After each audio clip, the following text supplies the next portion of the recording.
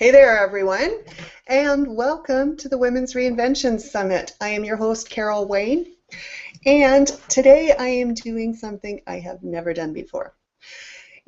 I am creating a live presentation. Yes, I just decided this morning that I would do this, and so I was busy putting it together and making it work for you guys. And the reason why I'm doing that is because the original guest, Adrienne Ashley, she and I had to pre-record her session because she is on her way to the red carpet for the Emmys. She's going to be a correspondent there.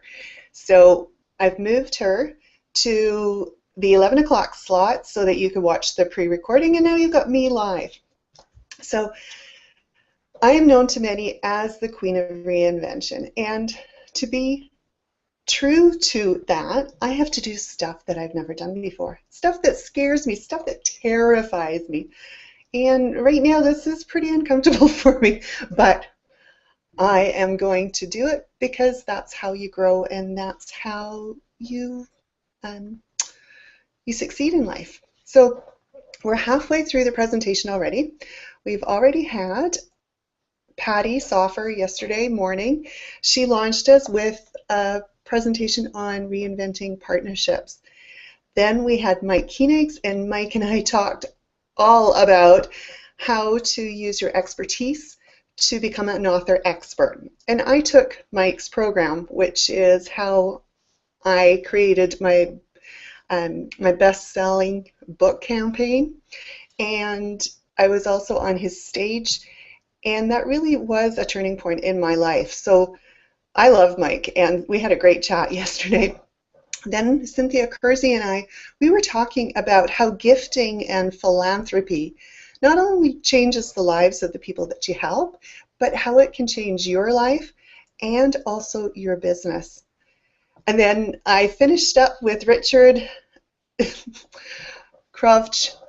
Sorry, I just butchered his name again. Sorry, Richard. And I was all punchy and everything because I've been up since 1:30. But Richard and I were talking about the Reinvention Blueprint.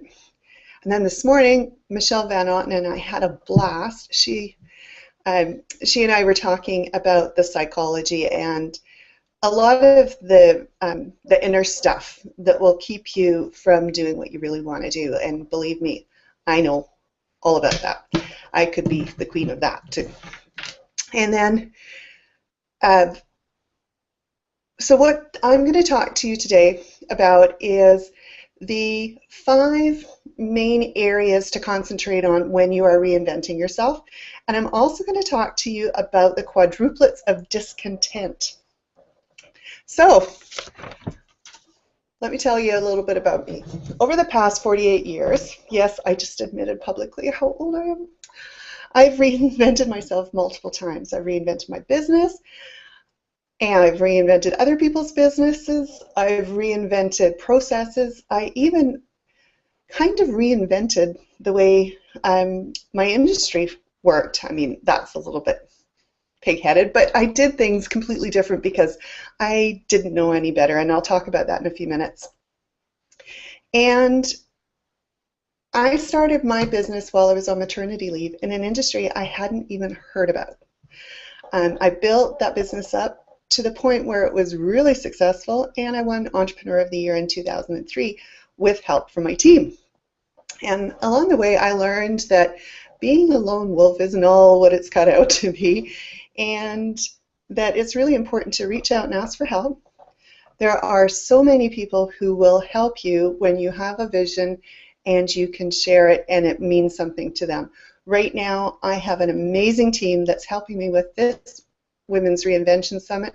I've got Farheen, who is busy working with Georgie, who's busy working with Dustin, and Dustin was working with Eileen and Dustin and Deb, and these people have all helped me to put this summit together, and I'm very grateful.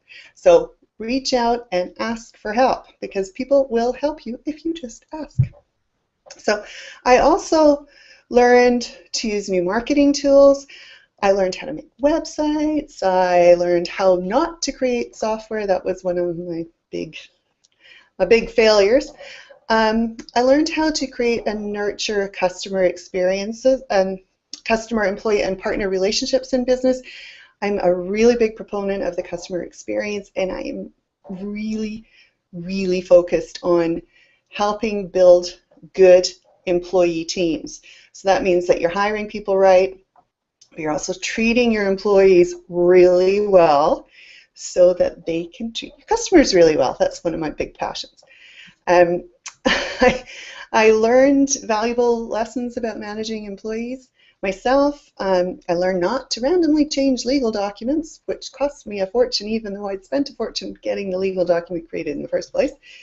And I also learned about leveraging your relationships so that you can use your relationship with your joint venture partners, and you can leverage your relationships with your customers and your employees, your friends and your family. It's all about leverage.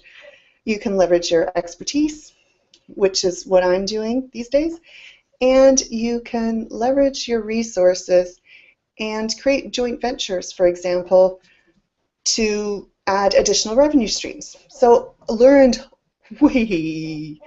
lots of things. I've learned lots of things by trial and error, and I've failed many times, but I've also succeeded a few times. Now, these are the business reasons, the safe reasons why I'm called the Queen of Reinvention by people. But to be honest, it is all my life lessons along the way that have brought me to where I am. My childhood wasn't that great. I had very strict parents who used physical punishment, I'm putting that politely, and emotional threats to get myself and my sisters to do what they wanted us to do. At the age of 10, I left Scotland to move to Canada. I was this kid with this funny accent, and it was a really, really tough transition for me because my parents were so strict, and I wasn't allowed to fit in. So I was essentially ostracized for a couple of years until I moved to a new school. And that was a really tough time. Like, having no friends is tough. So when I turned 17, I became a rebel, an absolute rebel. I'd been building up to it, and boy, I let it all go. I was doing absolutely everything you shouldn't do. And I moved out of my parents' home on my 17th birthday and moved into a party house. And I got raped by my roommate. And I remember being absolutely terrified because I didn't know what I was going to do and where I was going to go. So I did make the wise decision, and I moved back home. I finished high school and I went on to college. And college was the absolute best time for me. I was able to wipe my slate clean, and I was able to study what I wanted and be treated as an adult, and I had a whole bunch of new friends. I realized that I was a very social person, and I was on the social committee organizing dances and other stuff, and just had an absolute freaking wonderful time. It was great. So that was probably my first reinvention, my first major reinvention. After college, I went to work at McDonald's as a manager. And of course, you don't need to go to college to become a McDonald's manager, but at the time I graduated, there weren't very many jobs. So I did that, and I don't regret it at all because I learned about franchising, and I learned how important it is to put all your processes together so that for every single thing that you do, if you have a step-by-step process, it makes life so much easier. And I used the skills that I learned at McDonald's when I went to work at Whistler Mountain as part of the data processing team. I was the data processing supervisor. So that was my work life was doing good, but my personal life was not. I had married my party animal ski bum friend, who was a better party animal ski bum friend than he was a husband. So after about 6 years, with my little girl in tow, I left. And I set about to create a new life, a life that was the kind of life I wanted to live. So my daughter and I moved over to Vancouver Island, and I've been here ever since. A year or so later, I met my husband, Steve, and with his support, I was able to leave the job that had supported me and Lindsay and to take baby steps to become an entrepreneur. I went to become a travel agent first, and I was about 2 minutes in business as a travel agent before I realized I wasn't going to make any money. But it was as a travel agent that I was able to, or that I actually discovered this incentive industry. And I went, oh my, like this matched my my desire for my lifestyle, because I could do this home-based and I could do it over the internet way back in 1996. I had a 14.4 modem. And my love of travel and what I learned at college about business management and labor relations, which is what I took.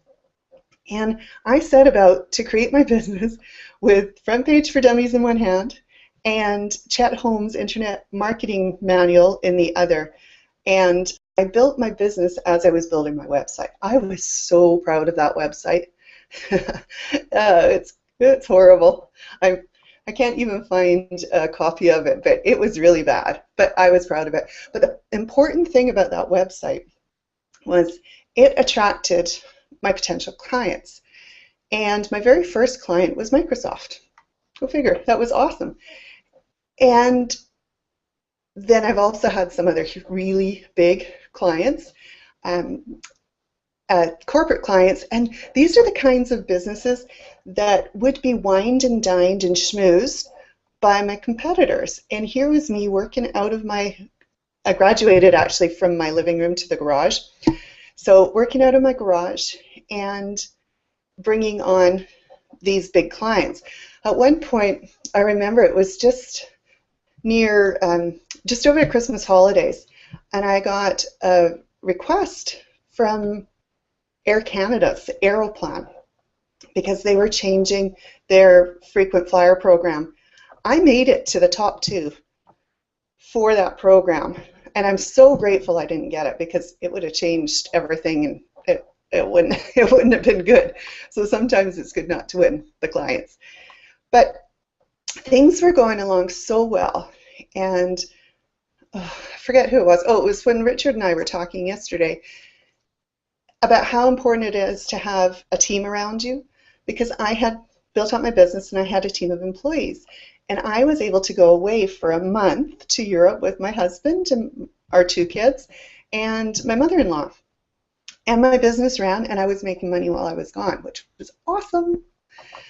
And then I made a rather fateful decision. I decided that I was going to follow up with one of the elements from my original business plan, and I was going to create software.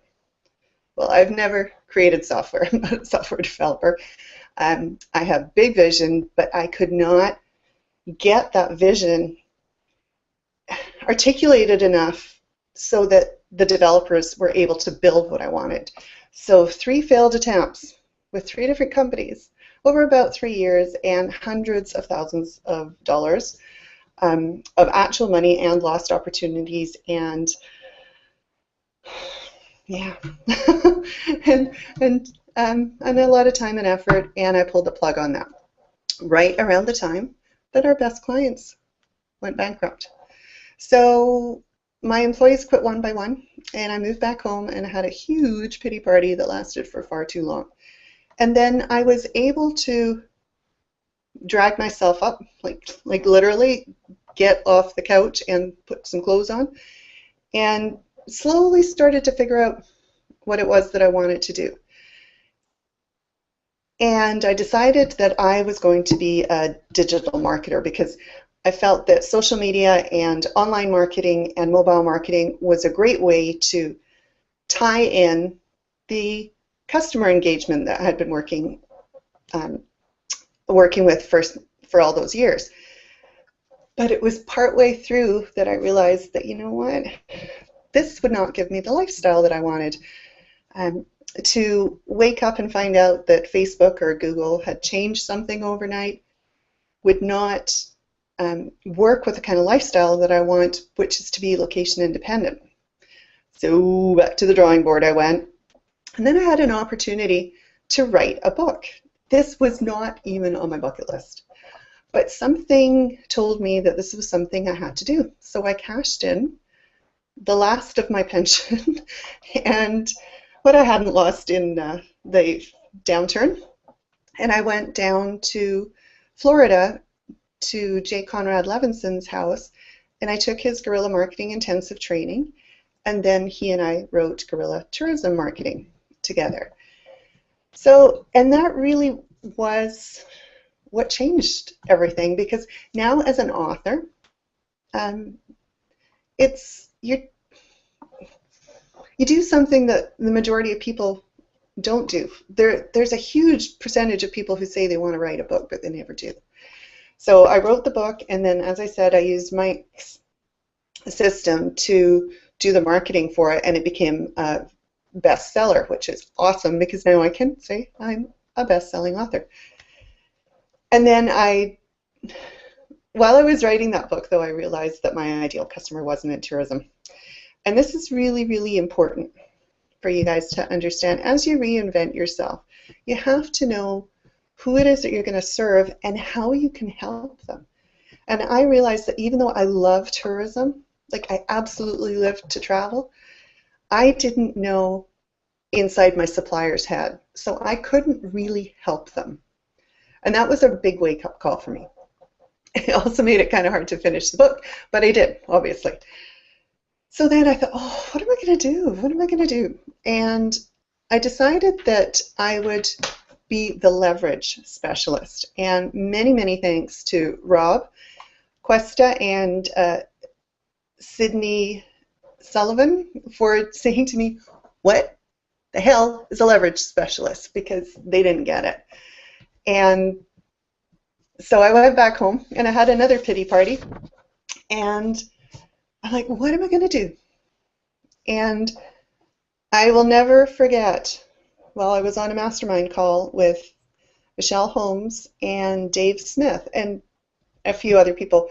But Dave said to me, Carol, why don't you see in yourself what we see in you? And I burst into tears, and it was really kind of horrible. I'm glad that I wasn't on video at that time. But that night I went to bed, not knowing what I was going to do. And the next morning I woke up and I went, I know exactly what I'm going to do. People say to me all the time, Carol, you reinvent yourself all the time. So it's something I know, it's something I'm good at, and it's something that I enjoy. So I made like a business decision that this is what I was going to do. But the really, really, really cool part is that in July of this year, so about 5 months after I decided that this is what I was going to do, I was at the World Domination Summit in Portland. And Andrew Warner from Mixergy was on stage with his wife, and they were leading us through a meditation. And it's funny because he wanted us to say something and put our fingers down one by one on our thighs. But I had a bag on my thighs. And I was all flustered because I couldn't get the bag off my thighs, and he was going so fast. And anyways, long story short, by the time we got to the second hand, to the middle finger, I was organized, finally. And then I said something to myself and put the finger down, and I went, no, that wasn't it. With my ring finger, I said, I have been chosen to help people reinvent their lives. I went, yeah, that's cool. I like that. But then with my baby finger, I said, with much more conviction, I have been chosen to help people reinvent their lives. And it was the chosen part that I really emphasized. And I put that finger down, and it was like a tsunami hit me. I don't know what it was. But it was something, and it was so powerful. I'm almost in tears again. Yeah. Don't cry, Carol. You're talking to a camera. Anyways, I knew that I had been chosen to help people do this. And it's changed everything about what I believed. And it's really, really cool. So that's how I've come to do what I'm doing. But I want to talk to you first about reinvention, and then I'm writing my third book, which is tentatively titled Finally Finding Freedom, A Woman's Guide to Reinvention. And part of my research, I was looking for, I came across, I should say, Bronnie Ware's released a book called The Top 5 Regrets of the Dying in 2012. And the number one regret that people have is, I wish I had the courage to live a life true to myself, not the life others expected of me. That is so powerful. This is about living your dreams and living your passion and living your purpose. It's not about accepting labels. It's not about accepting the expectations and the societal norms. It's about doing what you were meant to do, and that means so much. And this is why I help people reinvent. I'm sorry, I'm going to get all emotional again. It's about living your truth and being authentic and being vulnerable and being honest. It's truly about finding your freedom and living it. The second regret she had was, her clients, her patients had, was, I wish I didn't work so hard. I know I can relate to this one big time, because when you're working really hard, you're missing out on a lot of life. So what milestones and special days have you missed because you're working so hard? I know that being an entrepreneur, you have the flexibility to do what you want, but sometimes you get wrapped up and you work hard instead of smart, and yeah, that's what that's all about. So the third one is, I wish I had the courage to express my feelings. I mean, can you relate to that? Are you in relationships where you say what you think the other person wants to say, wants you to say, rather than what you really feel? And if so, stop it. You're not being authentic. You're not being honest. Speak up. And if the other person doesn't like it, it's actually more about them than it is about you. And you can make the decision whether you're going to continue in that relationship or not. Number 4 is, I wish I had stayed in touch with my friends. To my friends out there, I have made a pact to get back in touch with those of you who I want to get in touch with, and to be a friend to you, and because I get caught up in my own stuff. So you too, make sure that you keep in touch with the friends that support and encourage you, and the friends that are going to help you to achieve your life's mission and your life's purpose and all of those things that I'm talking about. And the fifth one, this one, I wish I had let myself be happier. You know, I've had my pity parties, like I said, and so pity parties are, you're not happy. But happiness is a choice. Every moment of every day, you can decide whether you're going to be happy or not. And choose happiness. It makes it so much easier. So be silly, have fun, laugh, do whoops, like knock your stuff off your desk while you're talking. You know, do stuff like that makes you happy. All right, so now I'm going to move on to the 5 steps. The first thing is, stop doing what doesn't work for you. It doesn't matter if your reinvention is about health, about your relationship, your careers, your business, your communities, or your neighbors. It doesn't matter. Stop doing what's not working for you. Simple, right? The second step is to know what you want. And we talked about this on some of the other interviews. I really didn't know what I wanted from my life. And I was working with a coach, and she said to me, well, if you don't know what you want, how is the universe going to deliver it to you? And I'm like, okay.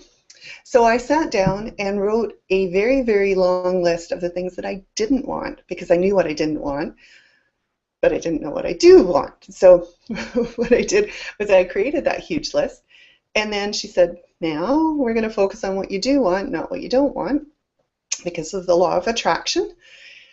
And so we turned all of those around to a list of what I do want. And as I was saying in one of my other interviews, is that I still have that list in my wallet. And when I have a difficult decision, one that I just can't seem to figure out what the answer is, I go back to that list and the answer is right there in that list. So know exactly what you want, be very, very specific, and that is what's going to be delivered to you.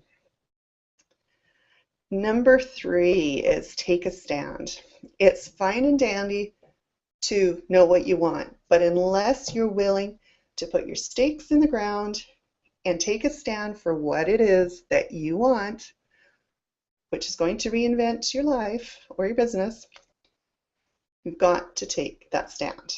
This is the first step for you to make things come to fruition. So take that stand. The next one is to set your boundaries. And this is hard for a lot of people. It's hard for a lot of women that I know. They will say no, but they don't really mean no. Or they say no today, but tomorrow it's, oh, I'm just so tired, just do it anyways. And, don't do that. Set your boundaries, make them like Fort Knox around you. And they're all, if it's no today, it's no tomorrow. If it's yes today, it's yes tomorrow. Stick with it, set your boundaries, and people will not be confused. I mean, it's kind of like training a dog or raising children. Like if one day it's okay for them to do something, but the next day it's not, they get really confused. Or one day, like I said, if it's not okay, and then it can be okay when you're tired or you're busy, it's confusing. So don't do it. Set your boundaries and stick to them. And the last one is to take massive action. And this is where the reinvention differs depending on the person and the type of reinvention. So your massive action is to create a plan, to get the people around you that are going to support you, to make sure your plan is going to work by doing some research and doing the homework behind your reinvention, and then do it. It's going to be scary, and you're going to want to waffle, and maybe some days you do, but you just keep taking those baby steps every day. Keep doing stuff that scares you. Keep doing things that is going to push you out of your comfort zone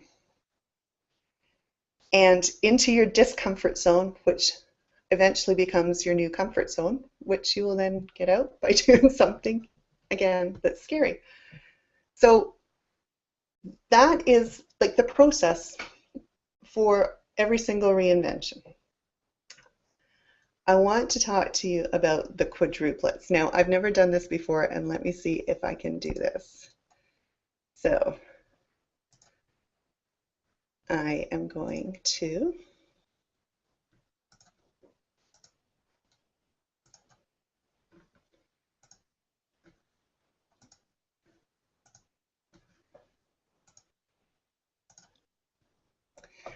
I was working with my coach, and she told me that I should get some characters created. So this is me. And it is a little skinnier version of me and with no wrinkles. So it's not really me. But this is how I set up to talk about the quadruplets of discontent. And these are, I call them the quads for short, but they are the forces inside you, the people inside you that stop you from doing things. If you play things safe all the time, the quadruplets will not rebel. But when you're doing stuff that is out of your comfort zone, your quadruplets are going to come back. So when you notice them coming up, just say, oh, hey there, Yeah, I know what you're doing. It's okay. I got this. Goodbye. So let's talk about the first one. This is victim. Now, victim is the baby of the family. Victim never gets heard or seen, and it's always about everyone else. If victim was in the Brady Bunch, she would be Jan. Marcia, Marcia, Marcia is what victim would say. Because victim feels powerless to change her situation. She just can't. She just can't change it. There's too many reasons. She doesn't have enough money. She has children she needs to put first. Her partner wouldn't approve. And when it comes to her work, they're, sorry, I'm not sure if this is even showing. So maybe if my team could tell me if this is showing, that would be awesome. And when it comes to her work, she says that she can't change her work either. You know, her boss is her boss and so on and so forth. Victim loves the pity party. Okay, we need to tell victim that it's okay and that the way we're going to change our situation is by telling victim to just go and have a nap. Okay. Oops. This one, this one is saboteur. And saboteur is perhaps the most dangerous because she excels at looking good, but inside she's a mess. Saboteur sneaks up behind you and does things that embarrass you or does things so that you will not achieve your goals. Saboteur is all about your destructive behavior. And saboteur is the one that will destroy your chances of success. She wants to keep you exactly where you are because she is scared of change. Now, this fine gal here, she is the hypocrite. So the hypocrite is going to take all of the exercises and all of the training that you learn for your reinvention, and she is going to tell you not to do the stuff that's congruent with your values or your lifestyle goals or your mission or your purpose. She is going to have you tell the world that you do things one way, but you actually do them the other way. This hypocrite is going to make you miserable, really, really miserable. And the last one, oh dear, I can do this. The last one is fraudster. And fraudster is going to mess with you on your journey. Cynthia Kersey and I were talking about this yesterday. Like, Cynthia is so successful, yet she still feels that she is a bit of a fraud sometimes. I battle with fraudster all the time. You know, you think that you're the sheep in wolf's clothing. You think that you are, you've got imposter syndrome, and fraudster will tell you that your success is a fluke. Fraudster will tell you that you haven't got any real talent. Fraudster will tell you that you're scamming people and that you don't deserve to be a leader in your field. And fraudster will tell you that you aren't good enough to do what you do. In fact, fraudster will pop up every time something good comes along, and she will smack you down. So don't let her. And I think that the really important thing is to understand that these traits are in everyone. A lot of people won't talk about them, though, and they pretend that everything is just fine, and it's not. So as you go through your reinvention, realize that you're going to have feelings like you're a fraud and that you don't deserve and that you can't change and so on and so forth. Just realize that these are just feelings. They're not the reality. They're coming from deep inside you. They're coming from your little girl, your little you, your childhood, your beliefs, all of these things. And you have the power to stop them. Like, ooh, I should actually get that first graphic to be like a Wonder Woman or something. Da, da, da, da. Anyway, so that's the quadruplets. Little you is another person. I mean, it's obviously you, but little you is the scared person. Little you is going to have a temper tantrum when you try and do things that are new. Little you is going to tell you that you should be afraid of stuff that you really shouldn't be afraid of. And Michelle Van Otten and I spoke on the previous session about one of my irrational fears about needles, for example. I have many others, but the point is that you got to face your fears straight on, like I am looking in the camera. That probably wasn't a very attractive shot, but anyways. So remember that you can ask me questions, please. I'm coming up to 40 minutes. Boy, I can talk a lot. So ask me questions, and I'm just going to check quickly to see if there are any. Are there any? Oh, let me see what's going on here.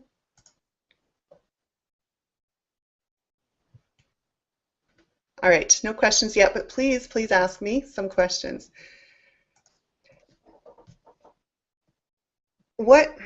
So people ask me all the time, what do you do? And who do you work with? Well, there are the two sides of what I do with reinvention. For personal reinvention, I specifically work with women who are looking to reinvent their lives from being an employee to being what I call self-reliant. So either as an entrepreneur or a solopreneur, a freelancer, or a small business, like what's the other one? Or a small business owner. And from the business side, I help with marketing reinvention and looking at unique ways, such as a summit, such as writing a book, such as hosting your own show, which I think I told you that I do that too. I host the Reinvention show. So those are unique ways to get yourself noticed, and that's one of the ways that I help businesses with marketing reinvention. I also help with customer experience reinvention, and you know, there's so many businesses out there that really don't give a crap about their customer, and it ticks me off royally.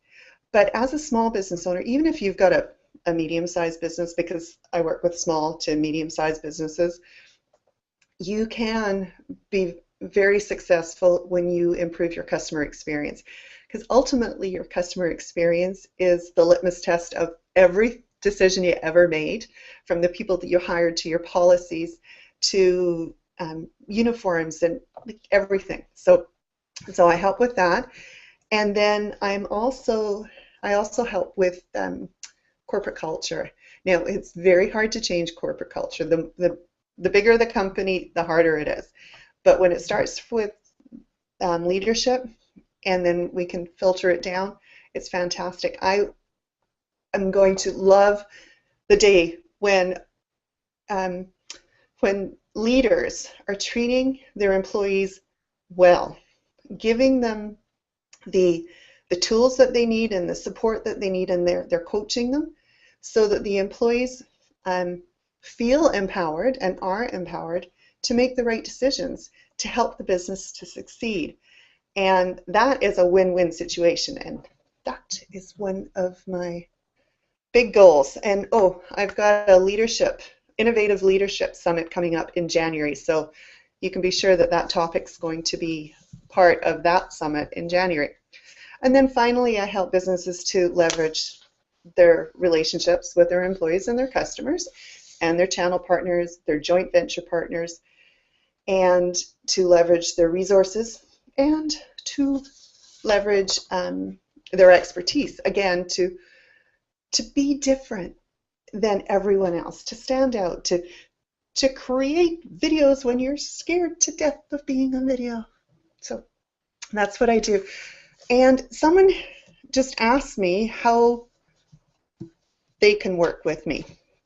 And I was prepared for this because on, what date was it? Hold on, September 30th, I do believe. Yes, on September 30th, I am starting a new 30-day 30-day reinvention challenge. And the 30-day reinvention challenge is actually a prerequisite before I work with you for any other group coaching. What we do in the challenge is it goes Monday through Friday and leaves you Saturday and Sunday to get caught up. But we go through and we look at your why and your what. That's day one. Your purpose, your values, your drivers, your tolerations, and the good part, the good parts of your life. We look at your fears, your excuses, your bad habits, and your games that you play. I was talking with my brother-in-law, and he said, why is playing games a good thing? And I went, no, it's not. We're looking at the mental games that you play with yourself. We take a look at your beliefs. We take a look at what you're good at, what your strengths and weaknesses are. We do this fun exercise called What Do You Think of Me, which is really cool. And we look at your passions, your ideal lifestyle, your options, your resources, your needs, your finances, your time. And then for those of you who are going to become self-reliant as an entrepreneur, solopreneur, as a business owner or freelancer, we take a look at, is there a market for this new you? Who your ideal customer is, what products you're going to offer. We're going to get some planning time. We're going to do a marketing plan prep, and we're going to do a marketing plan. And then it's showtime. The 30 days are up. Now, if you're listening to this and you're saying, well, you know what, I'm not so sure that I want to leave my job and become self-reliant. When we start to look at the market side, for those of you who are still wanting to be employed, which is a great thing, it's a regular income, we look at, is there a market for you as brand me as an employee? Because I am predicting that very soon everyone who's going to get a good job is going to have their own personal brand that is unique, and that's why you're going to get employed. So it works both ways with the treating the employees right, but as the employees, when you are very strong with your own brand and what you bring to the table, and you can, it's funny, if you can articulate that to your potential employer and to your employer when you get hired, you're going to be way ahead of the game. So that's how you can work with me. Oh, and this course is $97, but as you know, we've got the VIP upgrade package for the summit. So if you purchase the VIP upgrade for the summit, which is $97, I'll throw in this challenge for you too. So either the challenge is going to be free or the package is going to be free. It's up to you. But that starts September 30th, and I would love to have you join us. It's all online, and the course is released day by day. We meet in a Facebook group so that you've got support there from me and from the others in the group. Other ways that you can hire me are as a speaker, a trainer, a consultant, and I also have a number of group online training courses, and this is all on my website, which is carolwain.com. But as I said, I've got the 30-day reinvention challenge. I've got a 5-week course from employee to self-employed, a 5-week resuscitate your business program, and a 90-day fast track to reinvention. And on the marketing side, I can show you how to become an author in 3 weeks. I can show you how to host your own web show, how to host a virtual summit, and I've got another program that's coming up, and I was just about to tell you, but I can't. So there we go. That's how you can work with me. And what we do throughout all of the work we do is we look at really what is your purpose, what is the ideal lifestyle that you have, what can you imagine, like if you just imagine that you're happy every day and what your day looks like, then we build your business and your reinvention around that, and that is what makes it sustainable. Now, I'm going to see if there's any questions.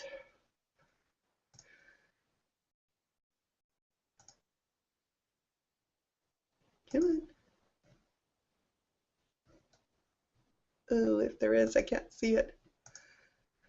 All right, I'm going to just assume that there's not. And if there is, just hit me up on Facebook. I'm Carol Wain on Facebook, and ask me your question. I'll be happy to answer it there.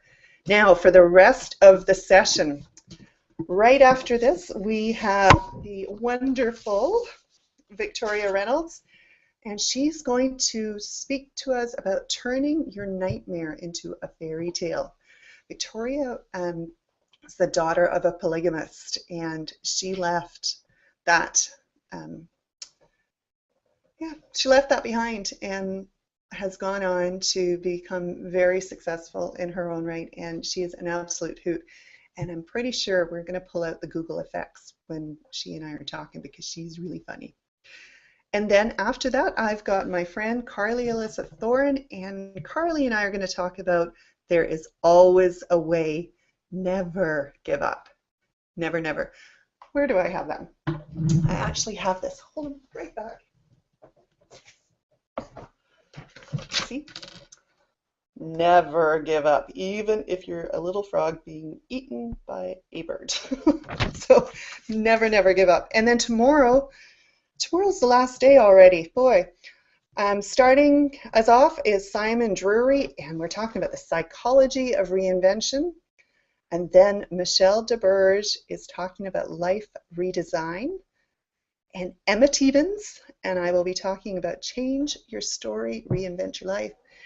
And my wonderful friend and client, Dr. Alwyn Pierre, and I are going to be talking about the secrets to becoming the best possible you from the inside out. So I am looking forward to the rest of today. And for tomorrow, please, please, please, let us know. There is a Facebook page for the Women's Reinvention Summit. Pop on over there and ask your questions if you haven't been able to get them answered during the live events. And I will hit up the presenters and ask them to answer the question for you. So thank you very much. I survived. I survived doing a presentation that I hadn't planned on doing. So I hope I gave you value. Let me know how else I can help you, because I am here for you. Till next time, bye.